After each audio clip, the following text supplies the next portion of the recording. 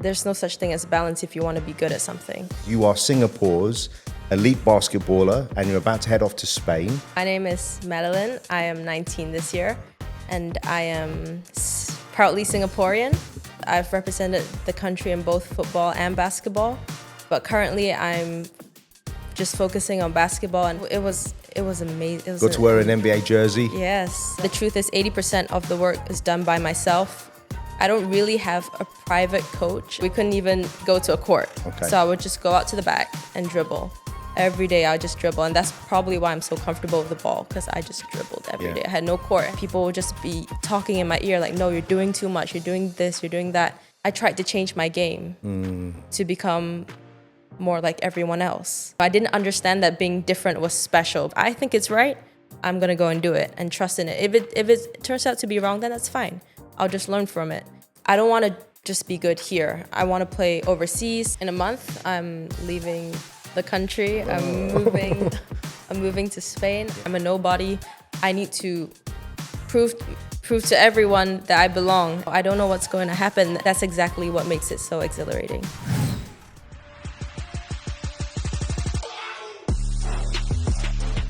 Good morning, Maddie. How are you? I'm good, thank you. Thanks for being here. It's my pleasure. So I've got you on the show for many reasons, but the main reason is because you are Singapore's elite basketballer and you're about to head off to Spain.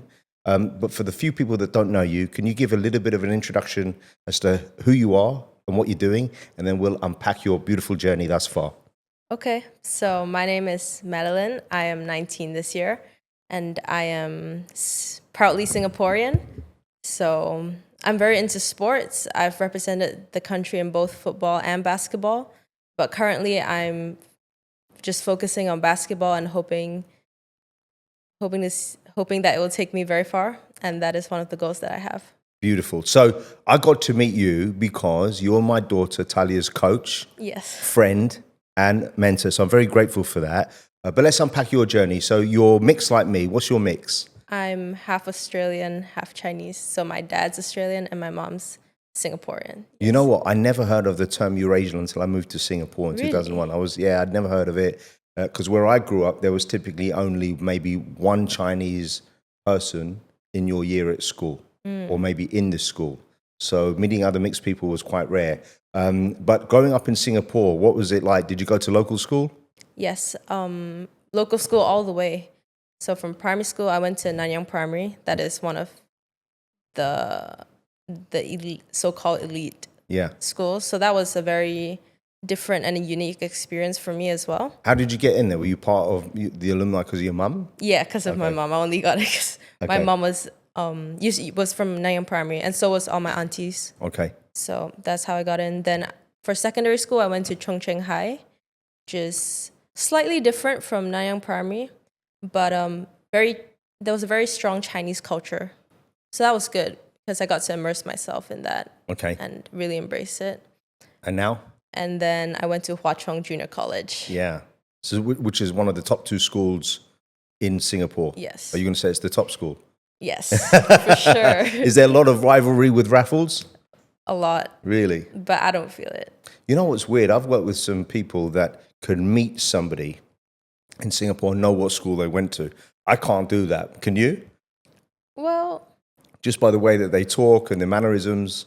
I try not to stereotype, but I think I could guess. Really? Possible. So tell us a little bit about your upbringing. Tell us about mum and dad, and were they into sports?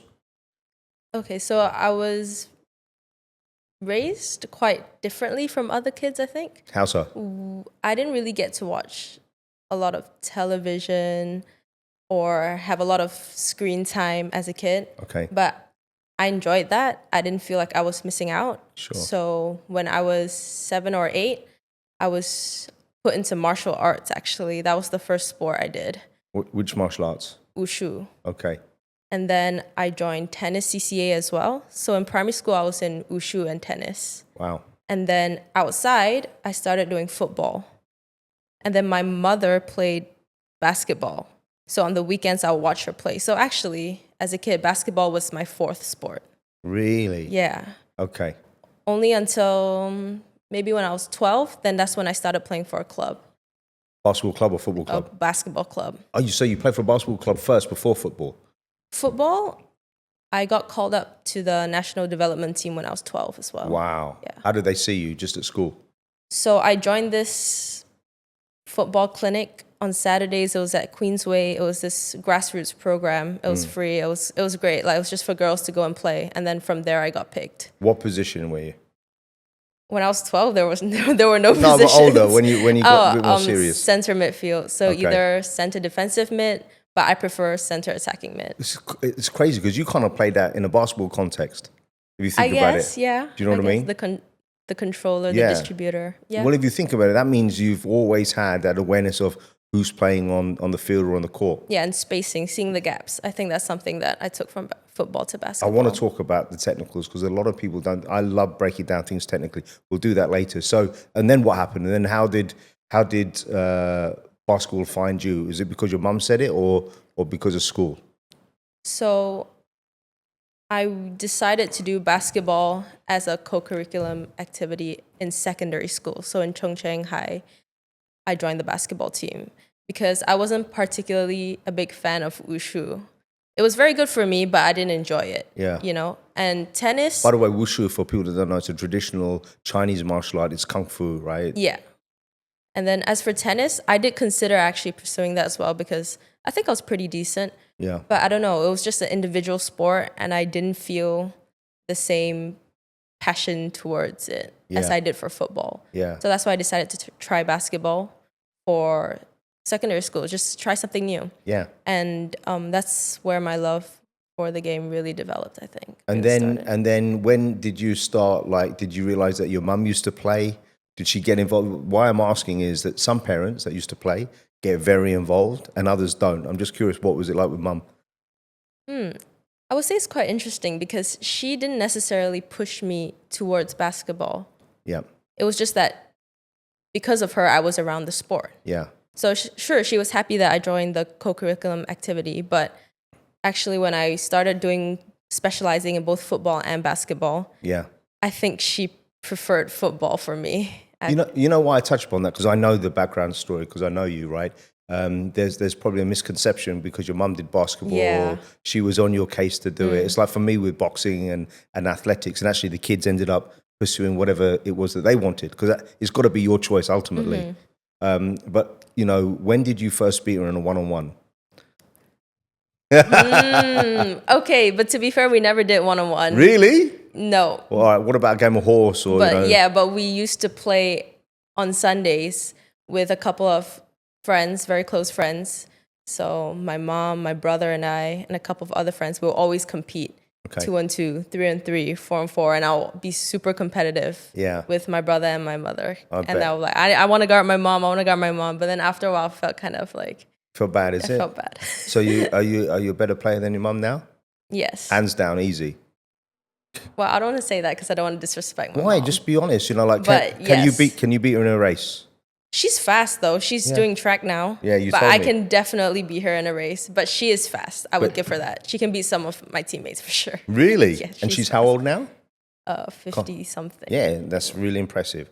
All right. Now, I want to talk a little bit about this because when you're that young and you're in your journey, what a lot of people don't realize is you're being pulled in different directions.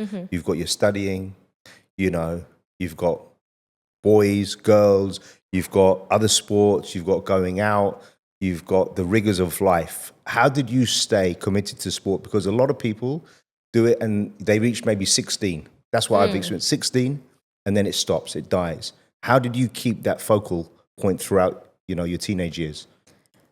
I think my mindset was very different from other teenagers because it's never been a struggle for me to balance these things because in my mind, it's very clear what I want, which is to be a professional basketball player. So I knew that I would have to sacrifice things. You know, people always talk about balance, but I knew deep down that there's no such thing as balance if you want to be good at something. And some things are going to have to go. So I was very clear. So it didn't matter to me if I got to hang out with my friends less. You know, I had to study more, I had to stay in more, but that was fine because I was just so driven towards what I wanted to do. Where does that come from?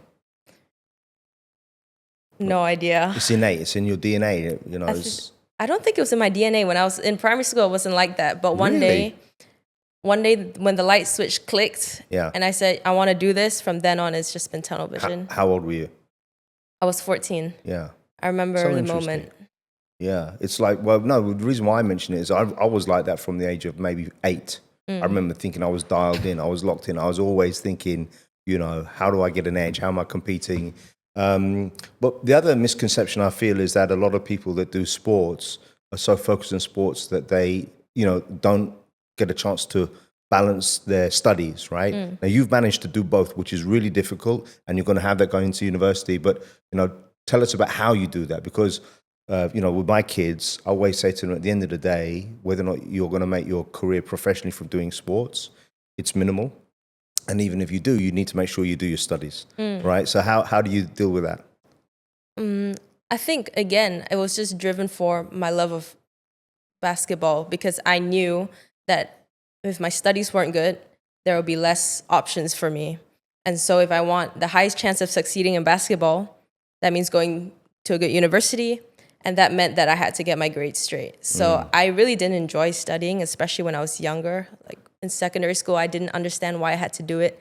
I would tell my mom, you know, just homeschool me. Like I would get so much more done. I would get to train so much more. But she wanted me to have that experience of being a teenager as well. And learning to socialize with my peers and learning to manage my time and all that.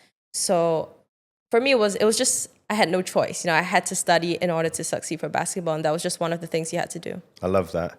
You know, for me, you are really a great example of someone who's coming up through the ranks, who's got their eyes really focused on something, because we talked about it off camera in Singapore. There really isn't a precedence for this.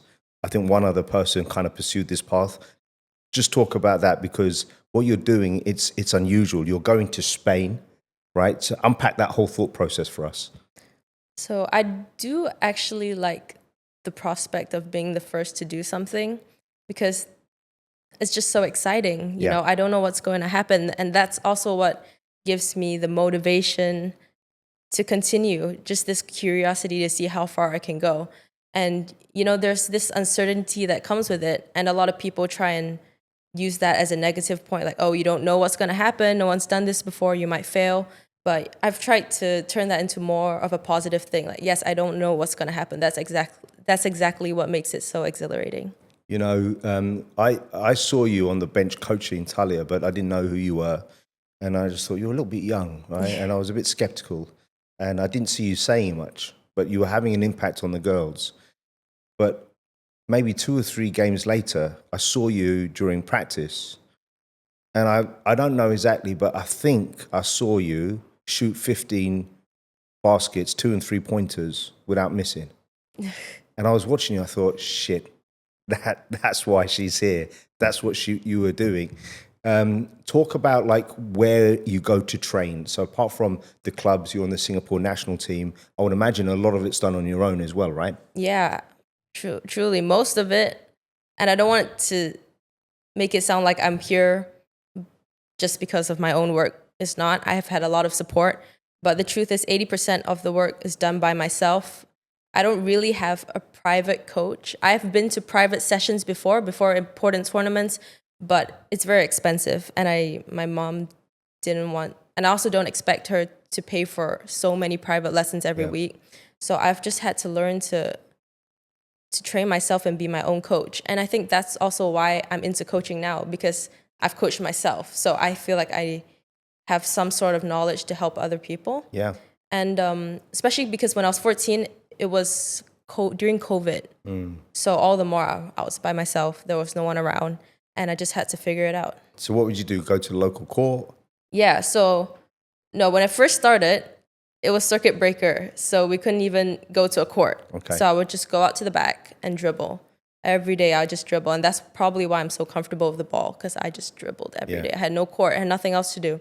And then when the courts opened up, I started going to the court. It used to be during home-based learning, and during recess, it was 12 noon. It was scorching hot. It was not fun.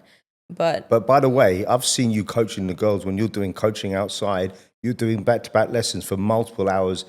at Evans Road in the hot sun. And I actually thought to myself, that takes a lot of stamina, just being coached, because you're out there half the day sometimes, right? Yeah. Yeah, it's full. But, I love it. I love what I do. And when I first started coaching myself, like self-training, definitely wasn't the most efficient. Definitely probably was not doing the right thing. I could have progressed a lot more if there was a coach with me. For sure. But at the same time, the lessons that I've learned from that process of trying to figure out how to become better, it made me watch a lot of film. I watch a lot of film. You studied it. Study a lot of film. I watch a lot of good coaches, coach players, like the private sessions that are on YouTube. And that slowly I began to pick up the details. So, love it. Yeah. I love that, because I think a lot of people, they focus on certain parts. So maybe they'll only watch games. But I think you've got to look at, and what you've just described, it's you're thinking as a student, as a player, as a coach, and all of that. So I always say, learn one, do one, teach one. And actually, you can do it all on the same day, right? You can learn something, a technique today, can try it, do well, and then teach it. And by teaching it, the cycle of learning just happens. Do you know what I mean? Yeah. What about the physical conditioning? Talk to me a little bit about that, because that's a big part of it, and staying injury free. So in terms of physical conditioning, I was lucky because I was in football. So that took care of all the conditioning for me. The football program was very rigid. It was very good. It was very structured. So I was very fit during that period of time when I played football, 12 to 16. And, I played 90 minutes. So when you come, full game. Yeah, when you come to a basketball game, it's 40 minutes. Yeah. And it was easy. Like I never got tired in a basketball game when I was playing football. Yeah, because in a football game, it depends. They used to say, like David Beckham, he'd run like 7 to 9 kilometers a game, normal, easy. Yeah, for sure. All day long. But what do you do? Do you do weights as well, and dynamic training? Yeah, so now it's ever since I left football, that was a struggle for me actually when I was 17 to 18, because suddenly I didn't have a coach with me. Suddenly I didn't have this program. And then I understood the importance of upper body strength in basketball, which is not something you do in football. Yeah. I rarely lifted upper body before I switched to basketball. Okay. So then I began to struggle with that because yes, I went to the gym very consistently. So I put on muscle mass, but then my speed started to drop. It's that balance between the two, right? So it took me about 2 years. I think this end of last year was probably the first time where I felt that I have my strength and my speed starting to come together. Nice. But it took 2 years, realistically. How do you find out? Like it's a little bit of trial and error, right? Yeah. So how do I, after a few weeks of doing this, am I getting better? Am I faster? Yeah. Yeah. And then just trying to, but it was also difficult because I have a lot of different trainings. So it's hard to do plyometrics, your conditioning, because you don't want to overdo it as well. Then you'll be sore all the time. And that's how you get injured. And I've definitely had my fair share of injuries as well. I had a lot of injuries early on, up until 12, 13, a lot. I had something called Osgood-Schlatter's disease when I was 12, which was inflammation of your knee. And then I was unable to do anything for 6 months. And actually, that's why I stopped playing football. And then, the funny thing is in that time, I lost my identity at school because I'd gone from middle school to high school. And everyone thought I was a wimp because for the first 2 terms or 3 terms in a year, I couldn't do any sports. And then when I was allowed, it was gradual. So I had to do netball with the girls. I was the only guy. And at first I didn't like it. And then I thought, okay, I'll make the most of this. But then I was secretly training, you know what I mean? But then, and I don't know about you, but I tore hamstrings. I had all sorts of things go wrong. What injuries have you had? So I've tore both my ATFLs, which is part of the ankle, 2 on the right, 2 on the left. From football, I'm guessing. No, actually. Only 1 was from football, 3 were from basketball. Really? Yeah, because basketball, I've rarely gotten injured from football, actually. Really? Basketball, when you jump in the paint, when you go in for a layup and you land on someone's foot, done. Like, the landing space is very unpredictable. So that's, good point. Or if I step on someone's foot when it's crowded in the paint, that's also how I tore my ATFLs. So those are acute injuries where something causes it to happen, right? Yeah.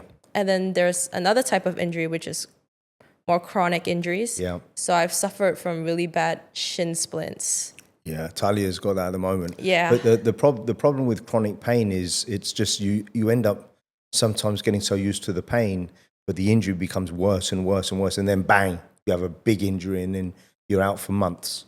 Yeah, so that did happen to me rather recently, actually. It was in 2024 in November, I tore my, I don't remember, right or left ACL, one of the ankles, okay?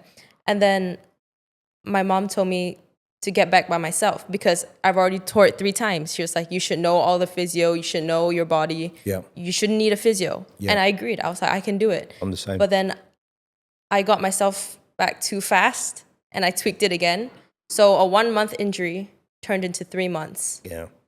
And then when I finally got back, when I'm injured, I feel this sense of urgency, like I'm missing out. Like everyone's getting better, this anxiety. So when I got back, I went straight into it. And at the time I was doing school and national team. So I would go school from 3 to 6, national team from 7 to 10. And that was on the first week that I was back. So I was going at it. Explain, when you say school, you mean school team? A school team training. Because, so you go to school at what time in the morning? Just 7. Let's break it down. 7:45. People don't understand this. 7. You finish school, you do school training from 3 to 6 and national training? 7 to 10. And the problem with national training is it's all over the place. It's not always in one location. Yeah. Right? And then you're having to get there and, were you able to get taxis there? Mum's driving you, public transport, all of the above? Yeah. Depends on the day. Sometimes school training was 4 to 7 if we ended school a bit later. And then so I would either grab, my mom would drive me, or I just have to be late if I'm taking public transport. Yeah, really tough. Yes. Yeah, but the problem is with teams, if your attendance is bad or your timing is bad, it can be held against you. Exactly, especially that was my first time in the senior team training squad. Yeah. And so that's also why I had this need to prove myself. And when I just came back from that 3-month ankle injury, so I started going 6 hours. And then on my off days, I would do conditioning because I was not fit as everyone else. And then that's when I started developing shin splints. But then I was like, I can't be out again. I can't afford to lose any more time because I was also preparing for my last national school games. So in the end, I got injured again and I was out for a few months because my shin splints got so bad. They were starting to turn into stress fractures. Wow. And then that's when I was like, I really have to take a step back.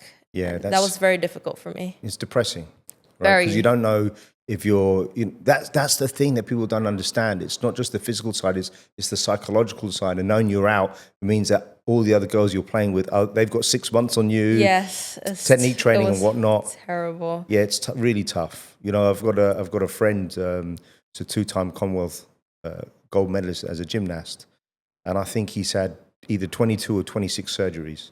I mean, it's horrific. So, no, the thing that I really admire about you is that you've turned 19 already. Yes. You're so composed for someone your age, so wise, but also, you're only 19. So you're still having fun. You're very competitive, but you're competitive in the right way. I find that, and I think you've realized that your main competition at the moment is yourself. Yes, yeah. For sure. So when you got called to the national team, does that change the way that you feel about, where you stand as a player? Did you feel, okay, now I've got to step up again when that first happened? Not so much, actually. I think maybe from my experience is different because the first time I actually represented Singapore was when I was 13 for football. Yeah. So I've represented the country a lot of times. I've had the honor and I'm very grateful for that. And hence you're wearing this wonderful shirt that you've earned. Great for you. So when I get called up to the national team, I don't see it as a personal achievement anymore. I'm thinking, how do I make the country proud? How do I help the team win?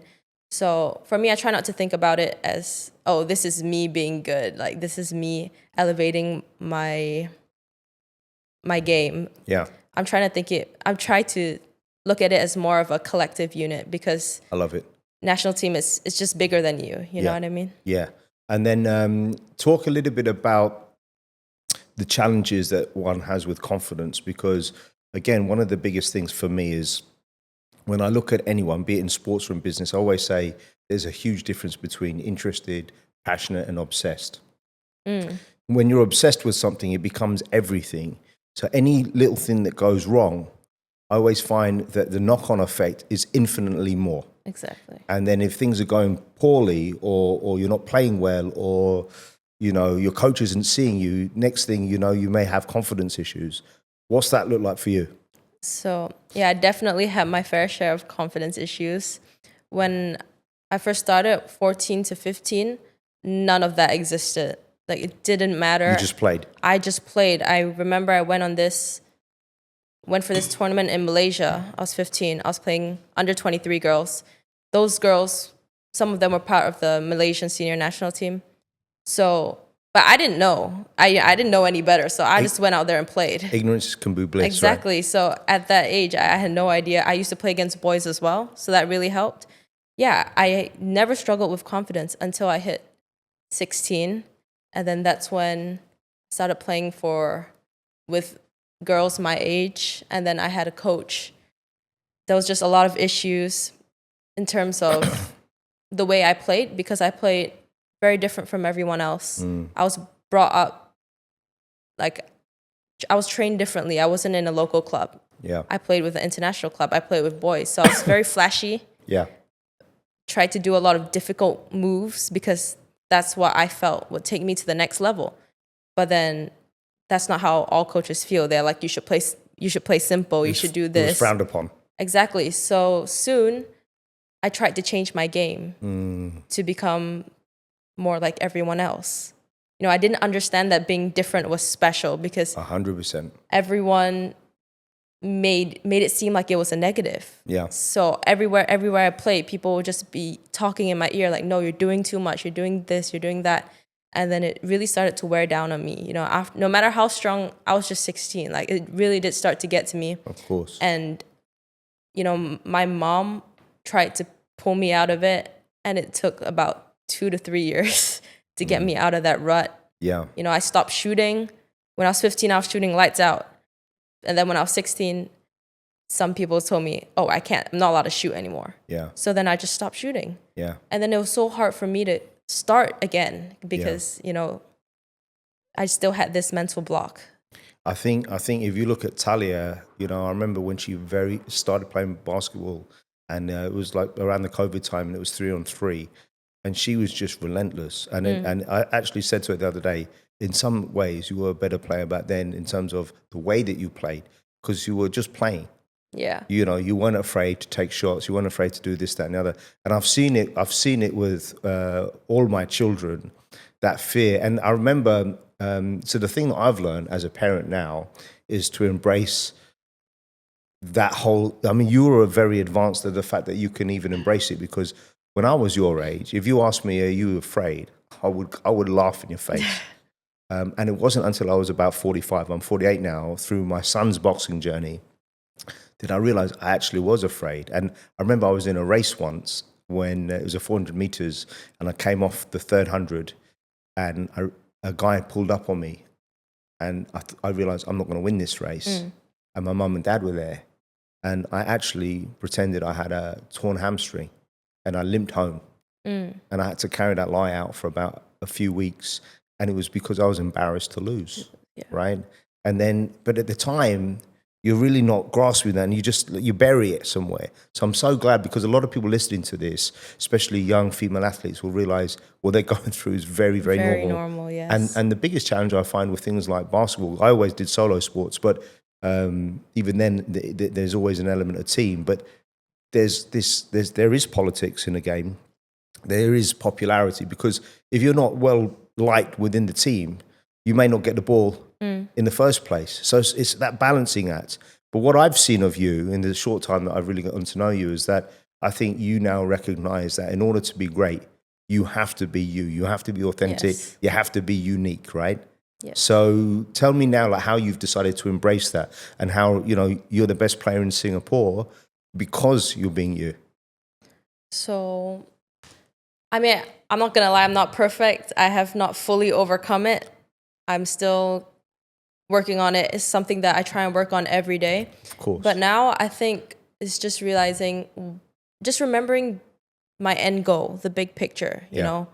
I don't want to just be good here. I want to play overseas, and that means that not everyone's going to understand what I want to do, and that's okay. And so on the court, I think I feel like I have confidence in my experience.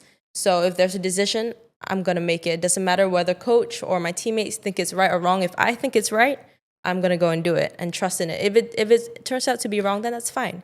I'll just learn from it. But I think just being able to trust my instincts and and try new things every game instead of always reverting back to what other people want me to do. And I found that my performance, I do well when I trust my own instincts. So it's just trying to remember what that feels like. You know what? When you look at any great athlete, the truly great ones, if you saw a silhouette of them playing or running or boxing, you can tell who they are without even seeing who they are because they're unique. And the one thing that I always didn't agree with conventional martial arts and to an extent boxing was if you do everything that's conventional, they can read your patterns. So I'm a big believer in patterns. So let's talk about the technical side of the game. When you're coming down the court, you play, what point are you? Point guard. Explain what point guard is to people. So I'm the facilitator. I bring down the ball. I'm in charge of organizing the play, calling the set plays. The distribution. Yeah, and I'm supposed to be the loudest on the court. And yeah, just like the leader on the floor. Explain the loudest. What does that mean to people who don't know? It means you're calling the plays. Not only that, but I try and make it an effort to talk on defense as well. I think that's very big for me. Yeah. Because not only does it bring my own energy up, brings my teammates' energy up, and sometimes it intimidates the opponents as well. So I just try and be loud. I love that. Yeah, I just try and talk. I just try and be loud. You know, sometimes I forget because that's not my it's not my innate personality to be loud. It's something that I've had to work on. Yeah. But I think I've had coaches who really drilled that into me. So I'm very grateful for that. I love that. You've got to lean into that. Yes. So for example, when you're coming down the center of the court, you're thinking about everything that's going on around you. You're thinking about what players, because the other thing is you need to know your teammates really well. Yes. You have to be synchronized. And I think that's the challenge because in team sports, it takes a long time to become synchronized. And if the team keeps changing, it's difficult to have that consistency, right? So when you're on any of these teams, are you sitting down with the girls and you're talking when the coach is in there sometimes about what you're doing? You know, how does that all work? So if I'm on a different team, I usually try and get on the same page. So for example, what type of defense are we playing? Are we going to switch? Are we going to stay? Just try and talk these little things out so that on the court, there are less unforced errors. Yeah. And then I would try and ask players like, oh, where do you like the ball? Do you like to shoot more? Do you like to drive more? As a point guard, I think it's very important for me to know what. And you ask them. Yeah, I do ask. But if I can, I just try and observe. Yeah. Because I feel sometimes when I ask them, they're not sure either. Yeah. So I think it's best if I observe. Beautiful. And see, oh, what do I think your strength is? What do I think this? And then I'll try and play to that. Yeah. I love that. Two of your favorite basketball players, correct me if I'm wrong, Kobe Bryant, Allen Iverson. Yes. Why these two? Kobe Bryant has had such a big impact on my basketball journey. He's the reason why I chose basketball in the first place. Like truly, everything, my mindset, everything comes from Kobe Bryant. So you got a Mamba mindset, yeah? Try to have a Mamba mindset. Yeah, I've listened to every podcast. I've read all the books about him. I've read the books that his trainers written about him. So hold on, let's break that down because if you look behind you, I've cleaned out a lot of the books there. But so for example, boxing was my main thing, and first I was a boxing historian. I bought every book I could, A on boxing, but B on the athletes that I really fell in love with. So when you do it and you're reading it, what are you taking from it? And do you underline things? Do you write it down? Do you then think about, I'm going to apply this strategy, this technique, this mindset? I don't underline things. I just absorb as much as I can, and I think I have a half decent memory. So, and the things that stick with me are the things that are going to be the most important to me, anyways. So I think my favorite book would be Relentless, written by Tim Tim Grover, who has trained. It's up there. You want to ask Talia to read it? Yes, she should definitely read it. Tell him who Tim Grover is. Tim Grover was Michael Jordan's first and only personal trainer. Yeah. And then after his success with Michael Jordan, he then went on to train other greats like Kobe Bryant, Dwayne Wade. Yeah. Yeah. Yeah. And the way he was able to encapsulate these players' mindset and their energy. Yeah. I just felt like it resonated with me. It made me feel like, oh, I wasn't alone. And spoke to you. Yeah, it did speak to me. And there were so many things that I took away from it as well. You know, he was very cutthroat. There was no sob story in that book. Everything was just how do I phrase this? Very straight arrow. Yeah. You know, there was no sugarcoating anything. Yeah. And I think I really needed to hear that. And you know, sometimes when I find myself in a rut, I go and reread these books and remind myself who I need to be. When you know the thing is, because the main thing that my wife and I argue about, probably the only thing, is the kids. And this is weird because the thing that I want to be best at is being a dad, but I'm the second best parent in the house because my wife is an amazing parent. But there's the one thing that I feel that I have over her, but it's very difficult for the kids to truly understand it, is understanding that concrete mindset and winning. Because when you're in the locker room, you know, you are going to have coaches who are going to say, we're not messing around. You buck up or you're gone. This is what we need to do.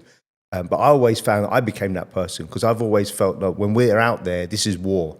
You know, I'll come and visit you in the hospital later. I'll respect you, but I want to kick your ass, right? And ultimately, that's what sports is. But what I love about sports, especially at your age and the level that it is now, there's a lot of respect, you know, largely, right? You'll have a few idiot coaches. I've seen a few idiot coaches in the corner shouting things. But what about, do you sit down and work out strategic plays? So that's not really my job. I would say that's the coach's job because in terms of set plays.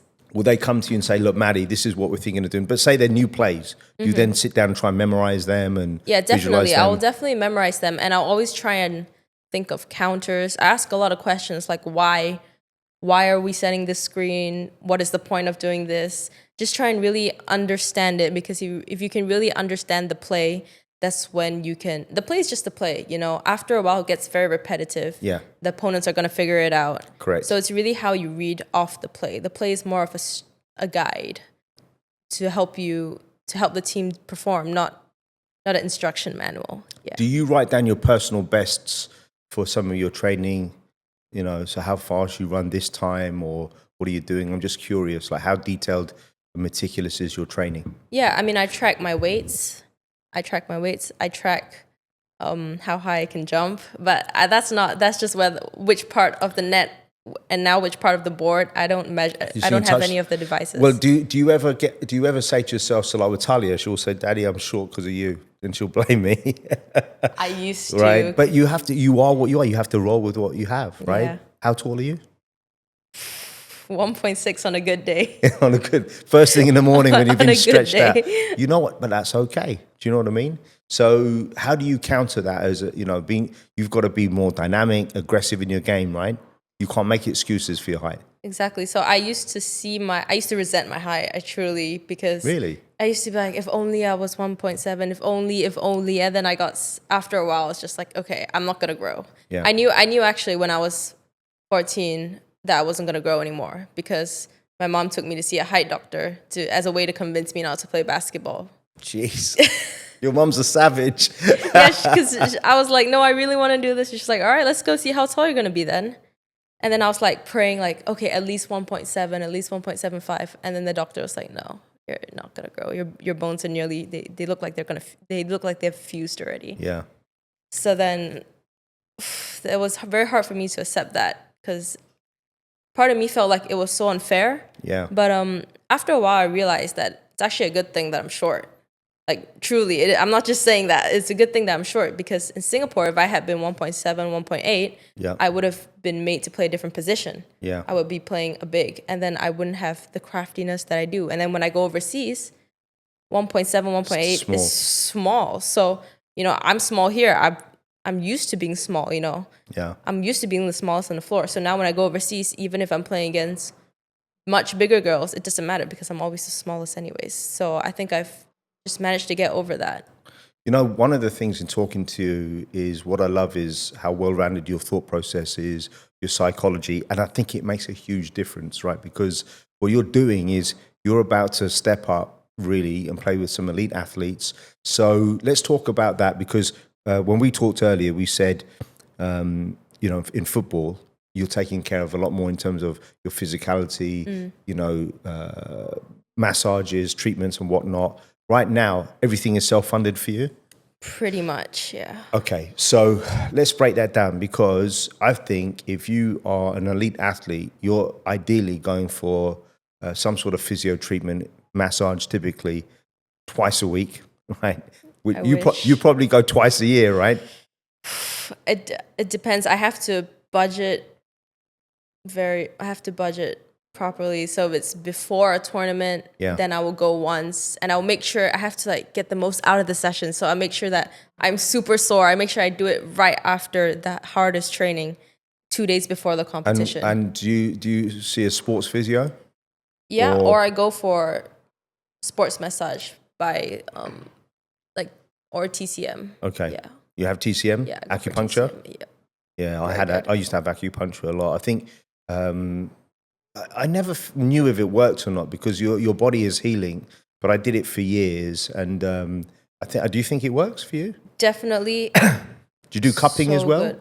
Yeah, I have cups at home. Okay. So that's the other thing. I've bought a lot of the equipment. Me too. A lot of the physio equipment so that I don't need to see a physio. Yeah. Yeah. It's so weird now because I used to be into all of this before anyone, it was fashionable, but you know, you go to any basketball tournament and you see young kids, 11, 12, 13 with their massage guns, which is all, you know, I'm so surprised to see that.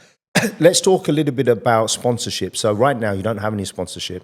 No. My goal on having, you know, some of the young, most promising athletes in Singapore on the show is to help them with that journey.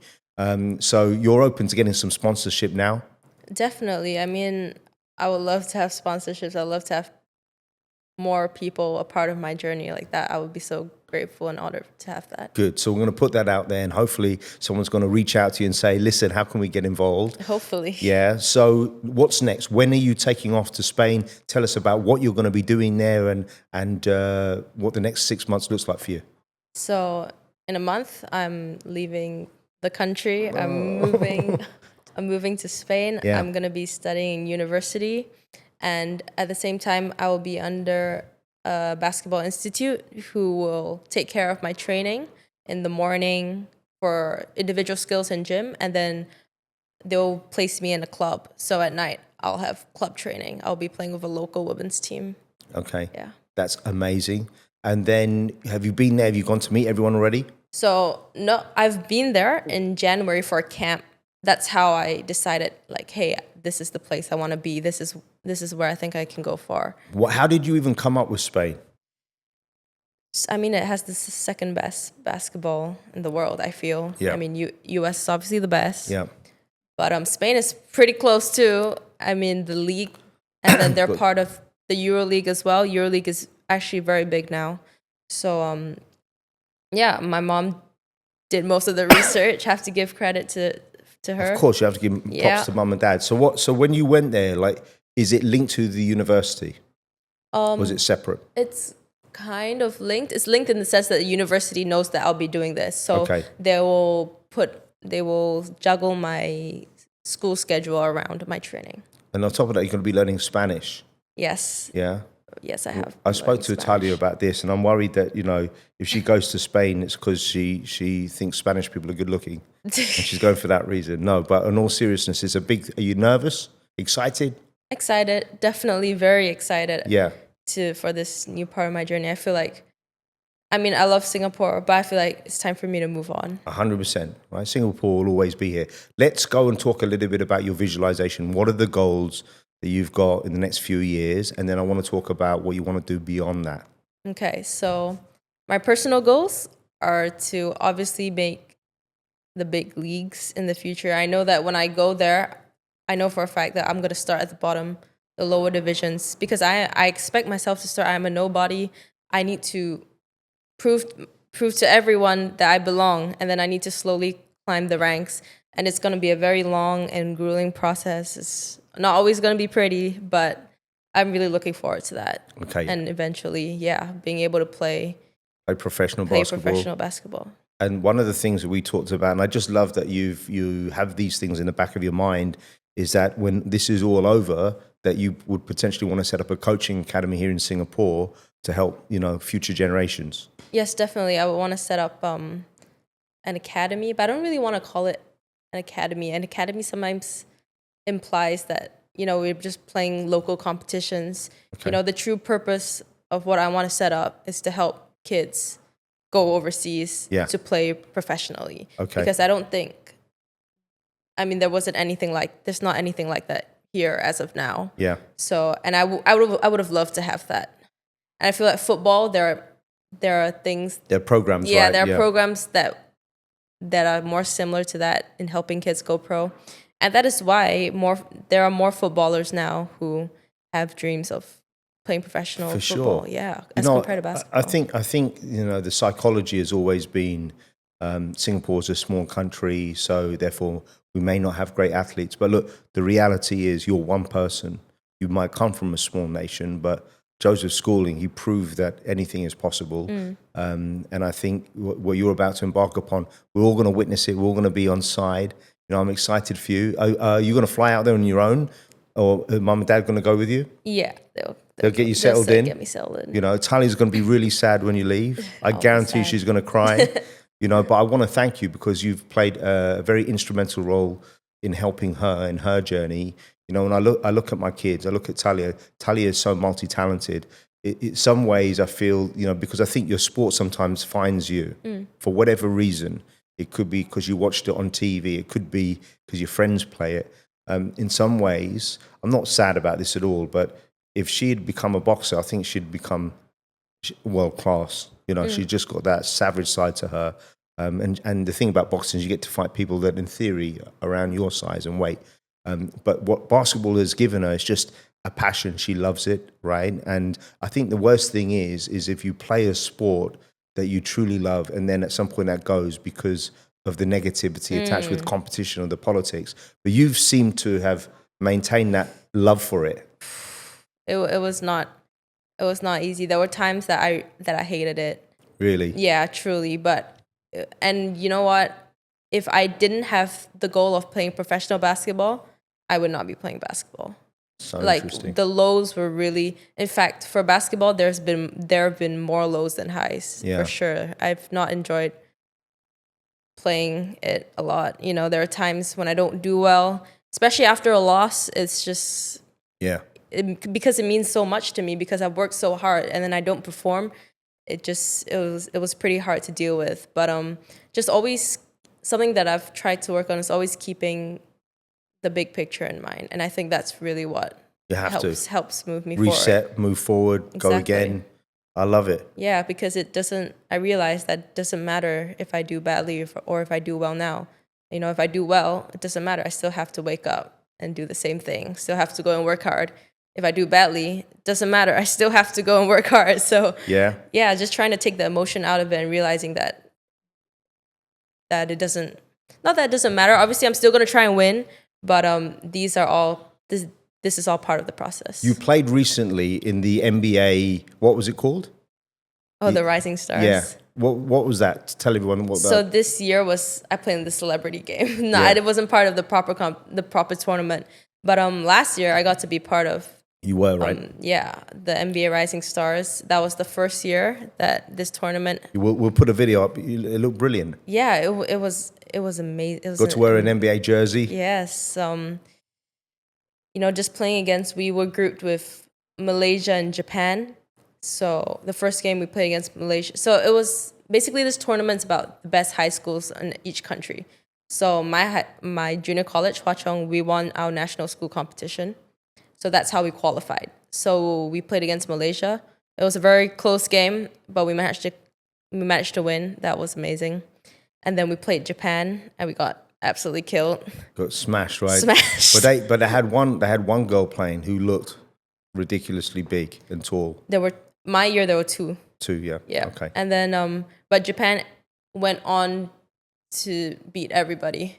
In the finals, they won by like 50 points or something like that. It was crazy. Like they were levels above everybody. So even though there's a part of me that was like, I wish we weren't grouped with them because then maybe we could have made it a bit further. But I'm just trying to be grateful for the fact that I got to play against such high level competition. Yeah. Yeah. I love that. Well, look, Maddie, I am so grateful that you're in our lives. I think you're an amazing young woman. I wish you all the very best, and we'll be in contact with you regularly. Is there anything else you want to tell us that you're working on or thinking on? Not at the moment, but I'm very excited for what's to come. We're excited for you. So anyone wants to reach out to you, I'll put your contact details below in the links, and you're open to sponsorship. Yes. All right. Thanks, Maddie. We appreciate you. Thank you. Cheers.